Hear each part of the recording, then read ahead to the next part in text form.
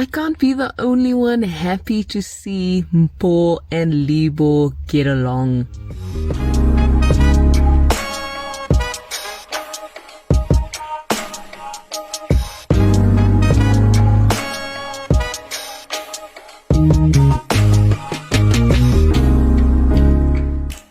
It's so refreshing. It's just so nice to see Mphowabadimo and Libo just get along. There's peace, and it's not just them blindly walking past each other and just being cordial. It's them actually speaking, them engaging one another, acknowledging each other.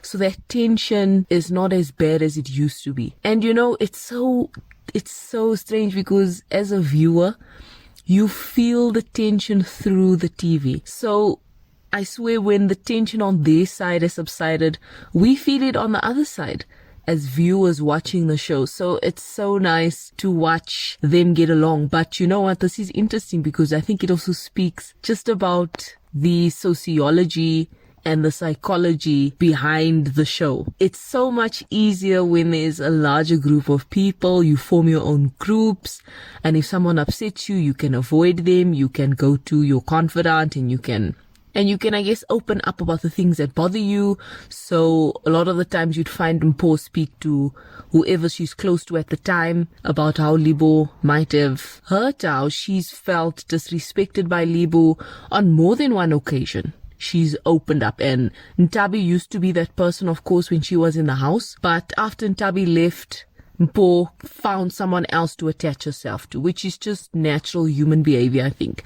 And she would find comfort in Tamara and Terry, and she then disclosed to them her feelings about yet another incident that left her feeling, I want to go as far as saying violated. I really want to go as far as saying that, because Libo was tasked by Big Brother to steal an important or sentimental item of each housemate, and he took Mphowabadimo's prayer cloth. And the way she responded to that, it really seemed as if she for sure was sad, for sure was disrespected, but it's almost as if Libo took something so sacred from her that she felt kind of violated, because she said, you don't do that, and he should understand, because he's kind of on the same journey. So she expressed really being upset about that. And on multiple occasions, she would open up about how she feels about Libo and how he's triggered her in the past, reminding her of a past relationship,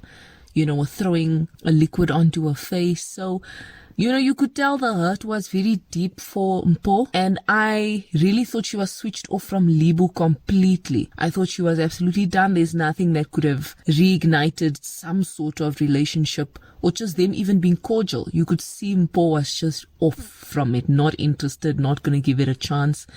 And Libo went about his life. He didn't want to take it too hard in terms of the task that Biggie gave him and him taking Mpho's prayer cloth, and he stood his ground. And it was a tough place to be in, because I could understand both sides. Because from Libo's perspective, one could argue that, but Big Brother literally tasked me to do this. I had no intention to, just out of my own free will, steal anything important to you. It was what I was tasked with. And when Big Brother gives an instruction, you follow, you don't ask questions.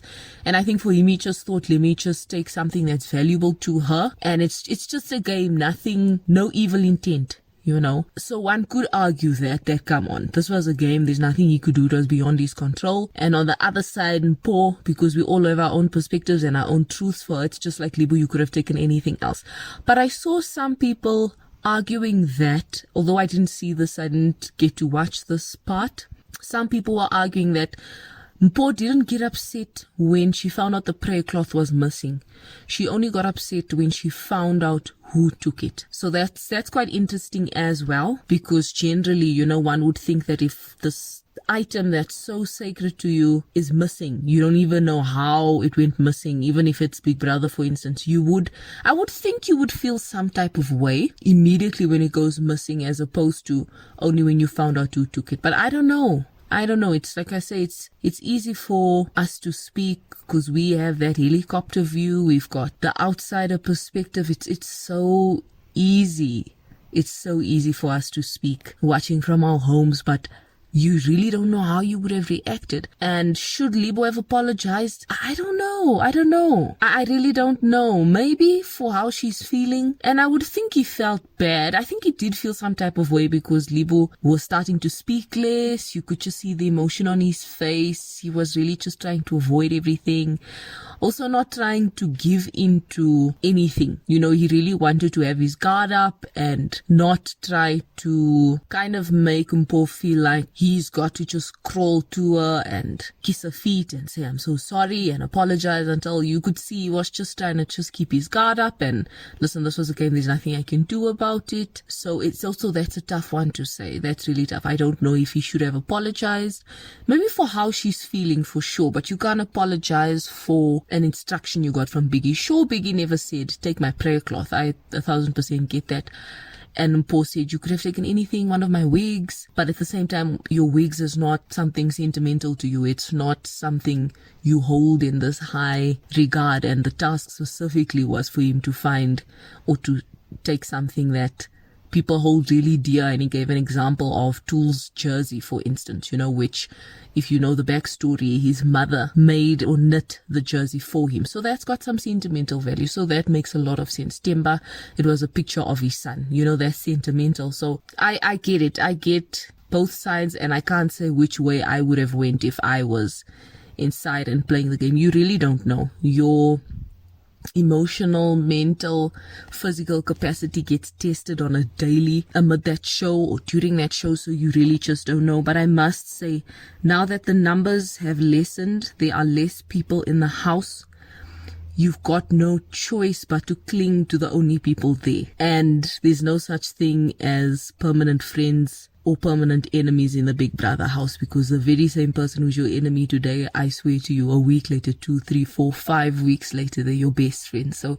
that's just human dynamics, I think. And I like that with them being such a small group, it has forced friendships that might have dissolved to reignite, like Libo and Mphowabadimo. And they don't have to be the best of friends at all, but it's just nice that the tension is not there, that there's just that respect again. They can speak, and because that really affects you. I'm also just the type of person that I don't handle it well if I'm not doing well with someone. I want us to at least be able to laugh in each other's presence. We don't have to be the best of friends, but at least there's that level of comfort that we can have with one another. So I am actually grateful that the two of them have gotten to the stage where they can be free and they can acknowledge each other and they can't run away anymore. The house has become way too big. So you're forced to see Libo. You're forced to see Mpho. You're now forced to engage in conversation. You're busy with tasks. There's so many hours in the day. What choice do you have but to at least now start to rekindle or to start afresh, even if you don't go back to what you had as fellow housemates, but you start afresh and you're able to just acknowledge that person. So I think that's just, I can appreciate that as a viewer. You let me know what you think. Thank you guys so much for listening.